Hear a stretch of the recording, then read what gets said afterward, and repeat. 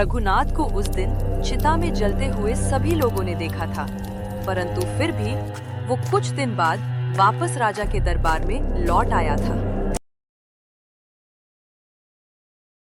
बहुत समय पहले की बात है। रनकपुर राज्य में राजा जयसिंह का राज हुआ करता था। राजा जयसिंह बहुत ही बहादुर और न्यायप्रिय राजा थे।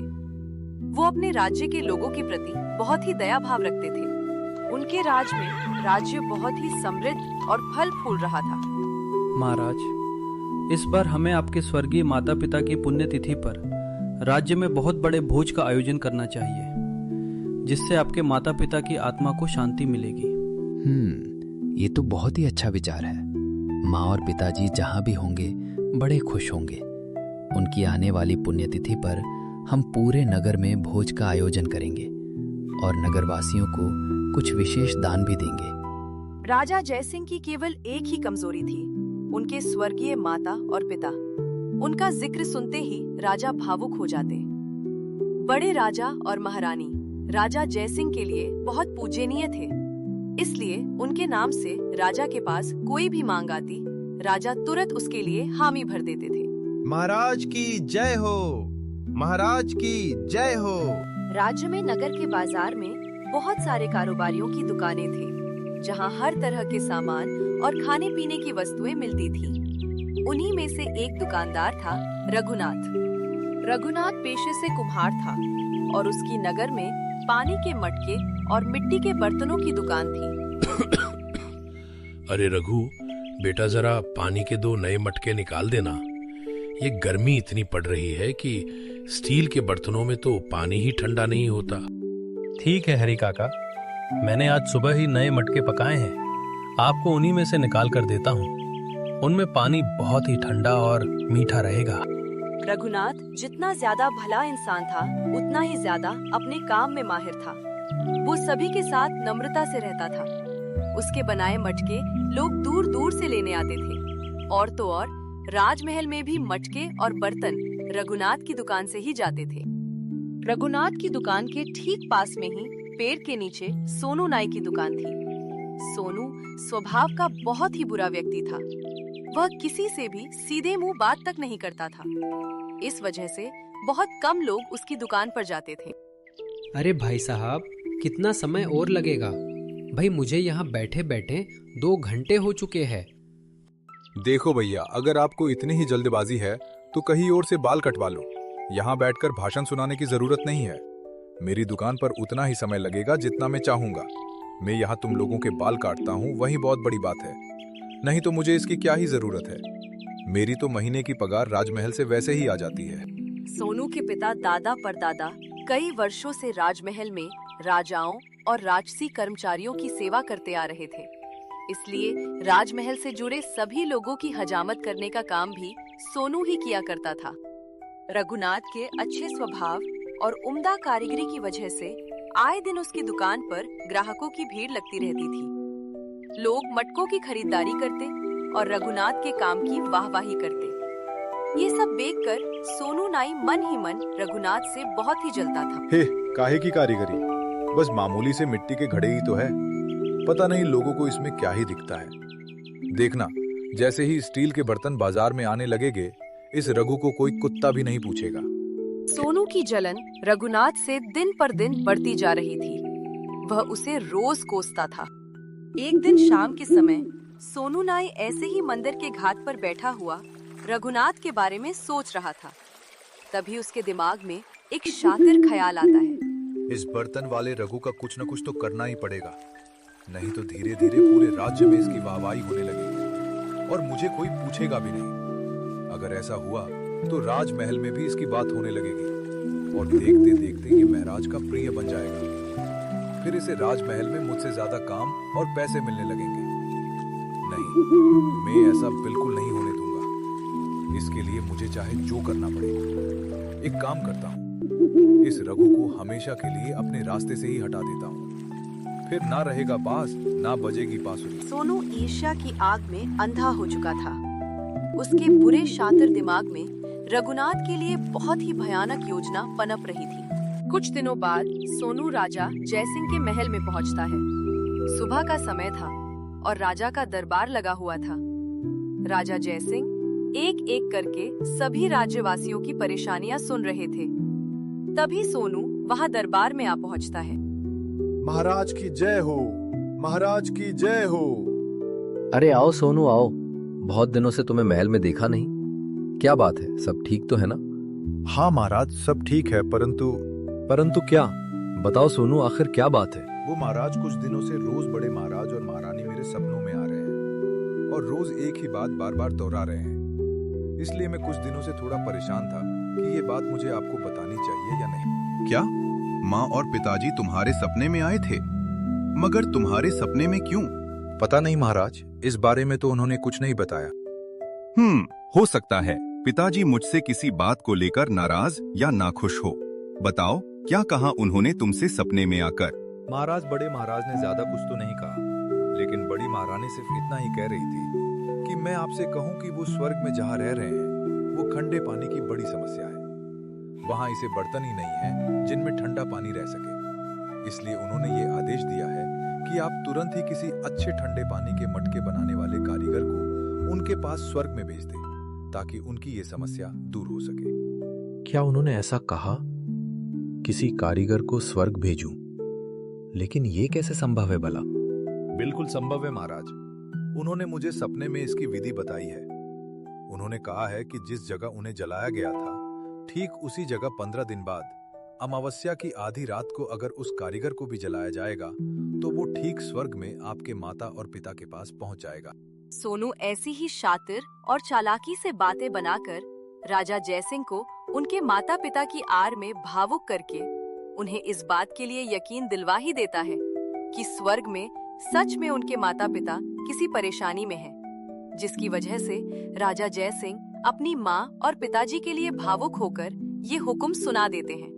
मंत्री जी, हमारे सिपाहियों को राजसी कुम्हार के पास भेजिए और तुरंत ही उसे यहाँ दरबार में हाजिर होने को कहिए। थोड़ी देर बाद एक सिपाही रघुनाथ को अपने साथ महल के दरबार में ले आता है। क्या बात है महाराज, आपने यो अचानक सैनिक भेजकर मुझे तुरंत ही राजमहल बुला लिया। क्या हुआ? मुझसे किसी प्रकार की कोई भूल हुई क्या? नहीं रघु, तुमसे कोई भूल नहीं हुई। तुम्हें यहाँ इसलिए बुलाया गया है क्योंकि तुम्हारे लिए मेरे पास एक आदेश है। कहिए महाराज, आपका हर आदेश सर आंखों पर। राजा जयसिंह रघुनाथ को सारी बात बताते हैं और 15 दिन बाद अमावस्या की आधी रात को स्वर्ग अपने माता पिता के पास जाने का आदेश देते हैं। महल से राजा का आदेश पाकर रघुनाथ उदास मन से घर की ओर निकल जाता है। राजा के द्वारा रघुनाथ को स्वर्ग भेजने का आदेश सुनाने के बाद रघुनाथ हर रोज बहुत ही ज्यादा उदास रहने लगा था और आखिर में अमावस्या की वो रात भी आ ही गई जब रघु को चिता पर जलकर स्वर्ग जाना था। वो महाराज से अंतिम अनुमति लेकर चिता पर लेट जाता है और राजा के सिपाही चिता में आग लगा देते हैं। देखते ही रघु चिता के साथ जलकर राख हो जाता है। रघुनाथ को स्वर्ग गए हुए 2 महीनों से भी ऊपर का समय गुजर चुका था। कुछ लोग तो धीरे धीरे इस बात को भूलने भी लगे थे। एक दिन राजा जयसिंह ऐसे रोज की तरह अपने दरबार में बैठे हुए होते हैं। तभी उनके दरबार में एक अनजान व्यक्ति आता है जिसके बड़े बड़े बाल और बड़ी हुई दाढ़ी होती है। महाराज की जय हो। अरे बाबा, आप कौन हैं? इससे पहले कभी इस राज्य में आपको देखा नहीं। बताइए बाबा, मैं आपकी किस प्रकार सहायता कर सकता हूँ? अरे महाराज, मैं कोई बाबा नहीं हूँ। लगता है आपने मुझे पहचाना नहीं। मैं रघुनाथ हूँ महाराज, आपके नगर का कुम्हार, जिसे आपने 2 महीने पहले स्वर्ग भेजा था बड़े महाराज और महारानी की सेवा के लिए। राजा जयसिंह रघु को वहाँ देखकर हैरान हो जाते हैं और कहते हैं, अरे रघु, तुम स्वर्ग से कब और कैसे वापस आए? और माँ और पिताजी कैसे हैं? वहाँ स्वर्ग में वो ठीक तो है ना? राजा जयसिंह अपने माँ और पिता का हाल जानने के लिए उत्सुक हो जाता है। महाराज, बड़े महाराज और महारानी वहाँ स्वर्ग में बहुत ही सकुशल है। उनके ही दूत मुझे अभी नगर के बाहर छोड़ गए हैं। वो दोनों आपको बहुत याद करते हैं। वो वहाँ बहुत ही आराम से रहते हैं। उन्हें जो ठंडे पानी के मटके की परेशानी थी वो मैंने दूर कर दी है। मेरे काम से भी वो बहुत ही खुश थे। परंतु महाराज। परंतु क्या रघु? बताओ, रुक क्यों गए? क्या माँ और पिताजी को अब भी कोई परेशानी है? हाँ महाराज, वहां उन्हें एक बड़ी परेशानी और है। मैंने वहां उनकी हर तरह से सेवा करने की पूरी कोशिश की, परंतु जो परेशानी उन्हें वहां थी उसका उपाय तो मेरे पास भी नहीं था। इसलिए मैं चाहकर भी वहां उनकी ये परेशानी दूर नहीं कर पाया। अरे पर वहां ऐसी क्या परेशानी है कि तुम्हारे पास भी उसका कोई हल नहीं था? भला अब बताओगे भी? महाराज, स्वर्ग में बाकी तो हर तरह की सुख सुविधाएं हैं, किंतु वहां कोई नाई नहीं है। अब देखिए ना, 2 महीनों में मेरे भी सर और दाढ़ी के बाल कितने बढ़ गए हैं। वहां पर भी सभी की यही समस्या है। वहां तो सभी के मुझसे भी बड़े बड़े बाल हैं। किसी किसी का तो बालों से चेहरा ही पूरा ढक चुका है। बड़ी महारानी ने कहा है कि आप किसी अच्छे नाई को स्वर्ग भेज देंगे तो उनकी यह आखिरी परेशानी भी खत्म हो जाएगी। तो ये बात है, पर इसमें परेशानी वाली क्या बात है? जैसे तुम्हें स्वर्ग भेजा था वैसे ही राजसी नाई को भी स्वर्ग भेज देते हैं। माँ और पिताजी की ये आखिरी परेशानी भी दूर हो जाएगी। इतना कहकर राजा जयसिंह ने अपने सिपाहियों को राजमहल के नाई को दरबार में लेकर आने का आदेश दे दिया और फिर थोड़ी ही देर बाद एक सिपाही सोनू नाई को लेकर दरबार में हाजिर हो जाता है। कहिए महाराज, कैसे याद किया? राजमहल में मेरे लायक कोई काम है क्या? हाँ सोनू, तुमने बिल्कुल ठीक समझा, लेकिन तुम्हारी आवश्यकता राजमहल में नहीं स्वर्ग में है। मेरी आवश्यकता स्वर्ग में है महाराज। मैं कुछ समझा नहीं, ये आप क्या कह रहे हैं? देखो, रघु अभी अभी स्वर्ग से वापस आया है और उसका कहना है कि स्वर्ग में कोई नाई नहीं है, इसलिए वहां तुम्हारी बहुत आवश्यकता है। इसलिए मैंने फैसला किया है कि अगली आने वाली अमावस्या को तुम्हें भी वैसे ही चिता पर जलाकर स्वर्ग भेजा जाएगा जैसे रघु को भेजा गया था। तुम स्वर्ग जाने की तैयारी करो सोनू। राजा जयसिंह की ये बात सुनकर सोनू के पैरों तले जमीन खिसक जाती है और जैसे ही वो अपने पास खड़े रघु को देखता है तो उसका दिमाग काम करना बंद कर देता है। उसे तो लगा था रघु मर चुका है, लेकिन वो तो उसके ठीक सामने खड़ा था। वो कुछ भी समझ नहीं पा रहा था कि आखिर माजरा क्या है। चिता पे लेटकर अपने स्वर्ग जाने की बात को लेकर उसके हाथ पैर फूल जाते हैं। अगले ही पल सोनू राजा जयसिंह के पैरों में गिरकर गिड़गिड़ाने लगता है और रोकर अपनी जान की भीख मांगने लगता है। मुझे माफ कर दीजिए महाराज, मुझसे बहुत बड़ी गलती हो गई। मैंने ही रघु को मरवाने के लिए ये साजिश रची थी। मुझे बड़े महाराज और महारानी का कोई सपना नहीं आया था। रघु की प्रशंसा सब तरफ बढ़ती जा रही थी, जिससे मुझे उससे जलन होने लगी थी। इसीलिए मैंने रघु को स्वर्ग भेजने के बहाने आपके हाथों मरवाने की साजिश रची थी। मुझे माफ कर दीजिए महाराज, मेरी जान बख्श दीजिए। आगे से ऐसी गलती कभी नहीं होगी महाराज। राजा जयसिंह एक ही बार में सारी बात समझ जाते हैं। वो सोनू पर बहुत ज्यादा क्रोधित हो जाते हैं। तुमने मेरे स्वर्गीय माता पिता और मेरी भावनाओं का सहारा लेकर एक निर्दोष को मारने की साजिश रची है। सिपाहियों, ले जाओ, इस जानवर को और डाल दो जीवन भर के लिए कारागृह में। सोनू को महल के सिपाही वहां से लेकर चले जाते हैं। राजा जयसिंह को अपने किए पर मन ही मन पछतावा हो रहा होता है। वो रघुनाथ के पास आकर कहते हैं, रघु, माँ और पिताजी के नाम से भावनाओं में बहकर मुझसे जो गलती हुई है समझ नहीं आ रहा है। तुमसे उसकी क्षमा कैसे मांगू? अरे नहीं महाराज, ये आप कैसी बात कर रहे हैं? अपने महाराज के आदेश का मान रखना तो मेरा कर्तव्य है। आगे भी मेरे महाराज को मेरी जरूरत होगी, मैं हमेशा तैयार रहूंगा। फिर भी रघु, राजमहल तुम्हारे इस कार्य का सदैव कर्जदार रहेगा। लेकिन एक बात बताओ रघु, सोनू ने कहा कि उसे स्वर्ग जाने जैसा कोई सपना नहीं आया था और स्वर्ग जाना मुमकिन भी नहीं है, तो फिर तुम स्वर्ग जाकर आए कैसे? हमने तो तुम्हें अपनी आंखों के सामने चिता में जलते देखा था।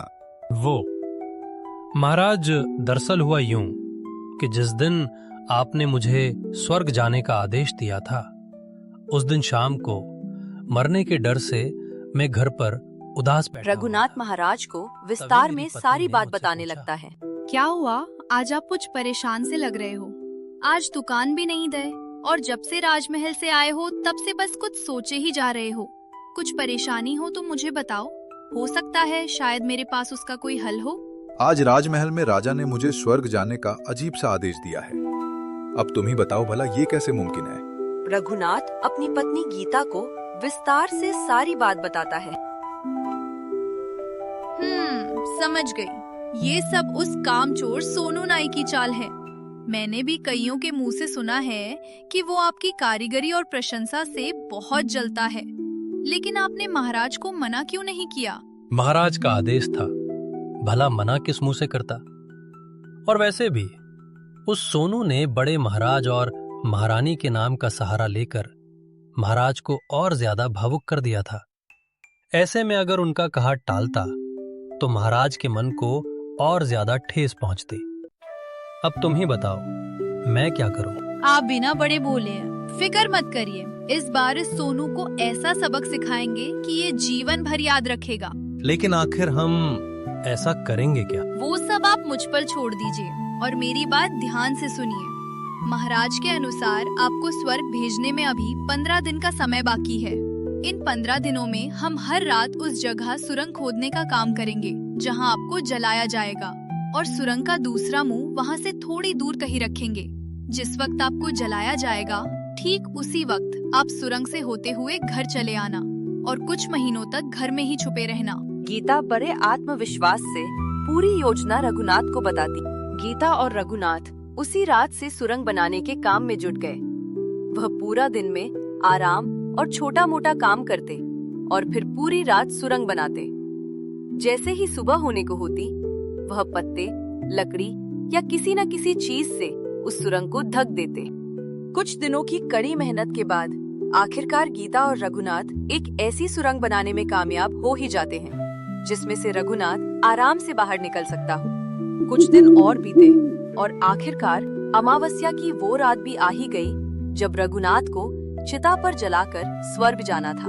महाराज, चिता पर लेटने से पहले मैं आपसे कुछ कहना चाहता हूँ। हाँ, कहो रघु, क्या बात है? महाराज, जब कोई इंसान मर जाता है तो उसे जलाते वक्त कोई दर्द नहीं होता, लेकिन मैं तो जिंदा हूँ। मैं आग की लपटों को सह नहीं पाऊंगा महाराज। इसलिए मैं चाहता हूँ कि चिता पर मैं बेहोशी की औषधि खाकर लेटूं। और दूसरी बात यह है कि मेरे कुल में जब भी कोई मरता है तो उसे जलाते समय उसके आसपास बहुत सारा धुआं कर दिया जाता है, जिससे मरने वाले की आत्मा धुएं में मिलकर जल्दी ही हवा के वेग से स्वर्ग में चली जाए। इसलिए मैं चाहता हूं कि जब मेरी चिता को आग दी जाए तब उसके आसपास ढेर सारा धुआं किया जाए। राजा को इन मांगों से कोई आपत्ति नहीं थी। वह रघुनाथ की बातों को मान जाता है। रघुनाथ की सारी मांगे गीता की योजना का हिस्सा थी। बेहोशी की औषधि खाने का नाटक रघुनाथ को इसलिए करना पड़ा क्योंकि आग की तेज जलन पर चिता में से रघुनाथ के चिल्लाने की आवाजें नहीं आती तो उस पर सबको शक हो जाता। और धुएं की मांग रघुनाथ ने इसलिए की ताकि अंधेरे और धुएं की आड़ में वो चिता के नीचे से होकर उस सुरंग में बिना किसी की नजर में आए निकल सके। थोड़ी देर बाद रघुनाथ महाराज से अंतिम अनुमति लेकर चिता पर लेट जाता है और उसके कहे अनुसार सिपाहियों द्वारा उसकी चिता के आसपास गहरा धुआं करके चिता में आग लगा दी जाती है। सोनू ये सब देखकर मन ही मन बहुत खुश हो रहा था। आखिर उसके रास्ते का कांटा जो निकल गया था। उधर दूसरी तरफ रघुनाथ मौका पाकर चिता से सीधा नीचे सुरंग में कूद जाता है और सुरंग के रास्ते थोड़ी दूर जंगल में निकल जाता है, जहां उसकी पत्नी गीता उसका इंतजार कर रही होती है। रघुनाथ और गीता वहां से सीधा अपने घर चले जाते हैं और फिर कुछ महीने रघुनाथ अपने ही घर में छुप कर रहता है।